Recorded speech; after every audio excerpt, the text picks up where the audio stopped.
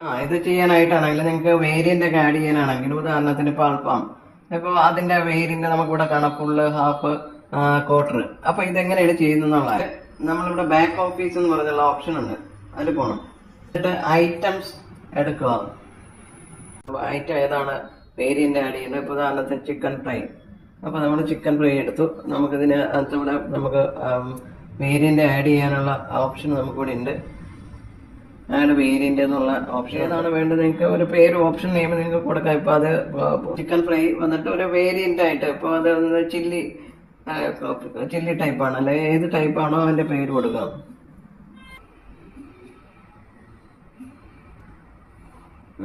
ഇവിടെ option name കൊടുത്തു. എന്നിട്ട് നമുക്കിപ്പോൾ ഫുള്ളാണെങ്കിൽ നമ്മൾ ഫുള്ളെന്ന് ടൈപ്പ് ചെയ്ത് എന്നിട്ട് അത് കണക്ക് ഇനിയിപ്പോൾ ഹാഫ് വേണമെങ്കിൽ നമുക്ക് ഹാഫ് കൊടുക്കുക. എന്നിട്ട് എൻട്രി ചെയ്യുക. ഇത് കണക്കെങ്കിൽ എങ്ങനെ വേണ്ടതെന്ന് വെച്ച് കഴിഞ്ഞാൽ ആഡ് ചെയ്യുക, സേവ് ചെയ്യുക. എത്രയും ചെയ്താൽ മതിയാവും.